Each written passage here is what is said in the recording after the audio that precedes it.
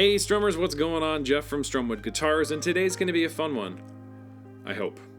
So I do a lot of work for local music stores in addition to my own clients, and sometimes that's great, but sometimes it can add an extra layer of conversation that's unnecessary. Sometimes it's actually just a full case of uncertainty, and today, it's the latter. The story that I have been involved on is that I happened to be in the store grabbing some parts, and I was kind of pulled into a conversation where a gentleman had just purchased a guitar and dropped it and damaged the bottom of it, so there's some finish work that needs to get done.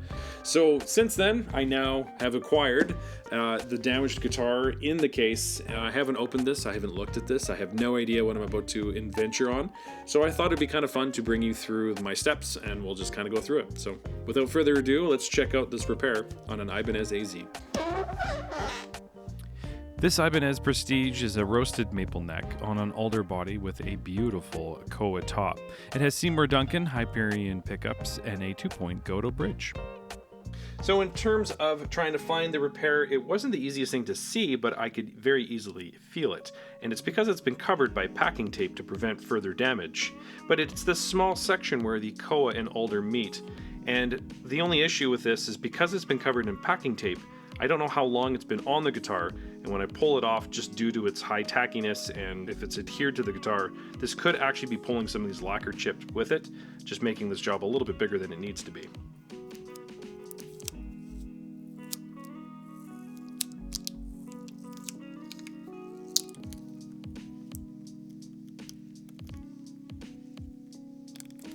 So it actually only took a very small piece of lacquer with it, so that's good. I don't think this tape has been on here for very long at all. It's coming off very cleanly. And almost no residue left over. Well, we avoided that one. So in this step, I'm taking my hobby knife and I'm just trying to lift up any of the loose edges. I'm not necessarily trying to remove these loose flakes, I'm just allowing for this next step to be a little bit more successful.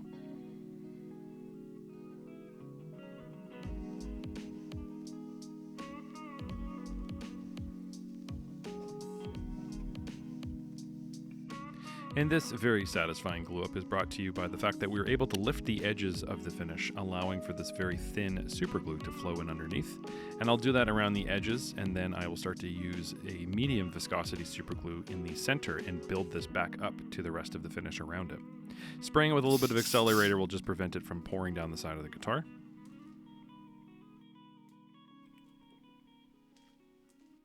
The accelerator is helping cure the glue a little bit faster, and it just allows us to keep working. So now we're going to address these stress cracks on the top of the guitar. These are normally from the main part of impact. They're quite common to see go in any sort of direction, but they are fairly easy to cover up. We'll just throw some thin super glue and they should just wick right down into those cracks. Or in this case, they did nothing. So we're going to have to scrape this damage out. Now, one thing to be very aware of on the edges of guitars is that the finish will wear very quickly. And that's just because there's not as much buildup as there is on the top or the back. And in this case, it's not even paint. It's just a small amount of lacquer. So we probably will chip through this pretty quick. So it is just something to be aware of. But what I'm going to try and do is see if I can get rid of some of this blemish and basically kind of do step 2 and repeat the process of what we just did. So let's see what we can get going in here. So I'm just scraping it down very slowly. So I'll spare you from 5 minutes of scraping sounds and just let you know that this is just a process to try and get this as level as can be, closer to the finish without damaging obviously more than we need to. And once you get a little bit closer to the finish, then we can switch up and go to sandpaper. So here I'm using 600 grit and I'm just trying to scuff up the surface a little bit, and again just getting a little bit smoother around the finish, just trying to make this as seamless as possible. Oh good, more scraping. So again, I'm just kind of floating the sandpaper on top. I'm not really using any force. I don't want to do more than I have to. These little finish jobs can be quite challenging sometimes for such a small little ding. That's why a lot of shops don't accept them. They're time consuming. For some reason, I'm a glutton for punishment and I enjoy these jobs. So I'll take it back to the dentist here.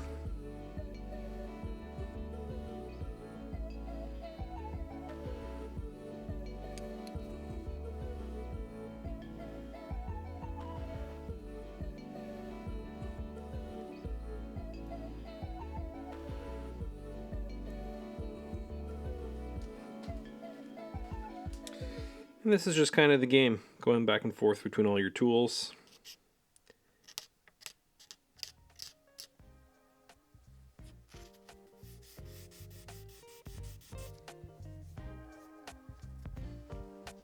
So a lot of back and forth and the same over what you saw, but what we're really trying to get is this little lip that shows up right here at the bottom, because now that's something that I can actually grab and actually move.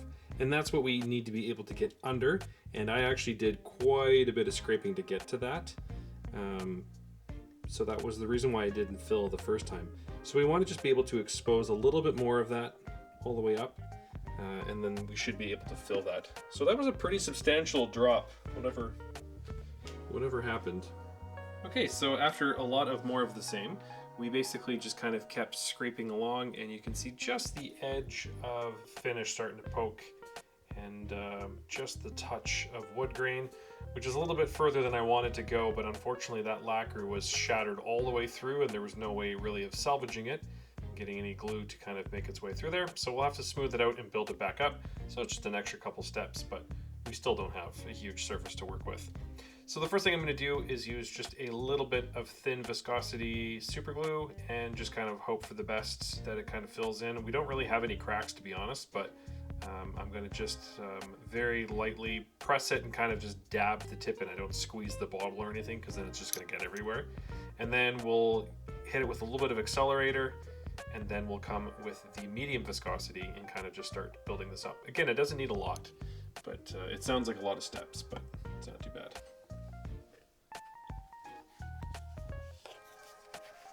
So here we go.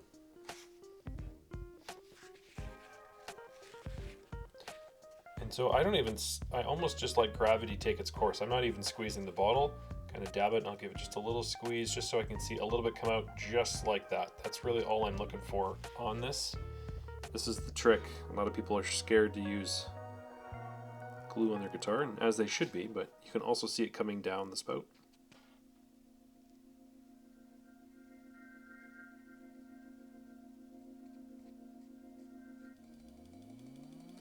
And I'm not squeezing. In fact, I actually retract it to kind of get it in, and I'm just using the nozzle of the tip, kind of spreading it around, trying to get it in and underneath everything that I can.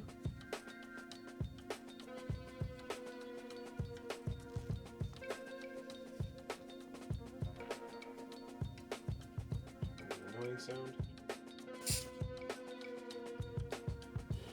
Let that sit for just a quick sec. And again, I'm not, I just squeeze it enough to get it out the tip.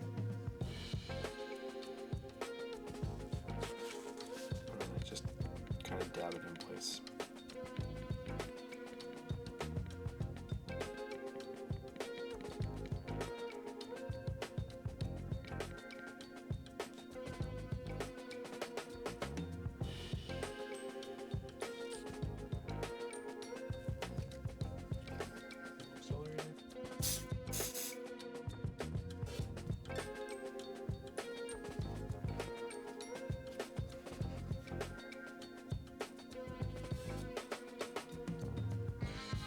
And this process is just getting the drop fill to be taller than the surrounding area.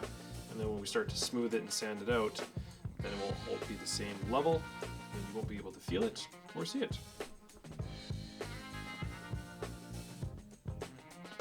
So here we have reached my favorite step of the process, and that is the final finishing sanding montage. Now, I forgot to turn the microphone on, but it's really just more of the same. I'll spare you from all the scraping sounds. The first thing that we want to do is remove any of those high points, and so the razor blade is just going to smooth out all that super glue. And at this point, we're trying to get it as seamless and unnoticeable as possible. I'm happy with the work that we've done, and now we're just trying to get this to a final factory finish. So once it gets a little bit closer to the body, you can switch to 400 grit sandpaper, which is what we have here. And then I'll switch to a 400 grit wet, and that's this with a little bit of water and dish soap. And as you can see, I'm changing directions. I'm really trying to eliminate any sort of transition or peaks or valleys. Kind of a trick when you're using your fingers and trying to feel this stuff is to actually look the other way or even close your eyes, just so to see if you can feel anything with your hands. And want to make sure that we're wiping any residue in between grits. And so now we are at 800 grit here. And that white cloudiness that you're seeing, or the white paste, is actually the lacquer of the surrounding area. You can see that we have a little bit of a cloud around our repair, and that's okay. The last step will take care of all this. What we're really trying to achieve, and now we are at 2000 wet, is to make sure that we are not feeling anything. Also, a really bright light when you're doing this type of work really helps. You can see the light behind me shining in the finish, and that means that we are on the right path. And again, there should be absolutely no transition that you can see or feel at this point. And now I'm just going to double check that with my hands. I'm quite happy with that. So now we can address the cloudiness on the top. For years, this has worked really well for me. I like to use Meguiar's car wax. I now actually have a buffing wheel, but at the time of filming, this is still the process that I used. And we're just going to use their Scratch 2.0. So it's kind of their final finish of the, I think it's 3 different compounds they use. And really all this is going to do is just fill in these swirl marks again from the sandpaper from the grip before. And I'm just going to go in one direction, and then I will go cross grain. Even though this is all finish, you're not really in the wood, but it's the same mentality. And do that along the top. And I just kind of do this back and forth for a couple of minutes, and then I'll start swirling. And I'm using some pretty good elbow grease on this. I'm just trying to work this into the finish all the way around the edges. And you'll notice that the finish starts to kind of disappear, or the wax starts to disappear, and that means that it's working. It's being absorbed into the finish, which is great. And then again, more cloudiness. And when we wipe this, we should be done. Totally worth it. So the last thing that I'll do is just take a clean chamois and just run over the area again, making sure I've removed any sort of excess or leftover wax or polish. And then you can clean the guitar as you normally would. I'm incredibly happy with the results on this. I didn't think I was going to get quite as decent results on this, just because of the area of where that broke. Right on the edge is a difficult spot. A little bit more work than I wanted to do, but all in all, it worked out well. I realized I forgot to film an outro to this, so I'd like to thank you for watching this. And if you've enjoyed the process and enjoyed the video, please feel free to give it a like and share it with your friends. And any other future repairs, let me know down in the comments. And until next time, I hope this brought you one step closer to happier strumming.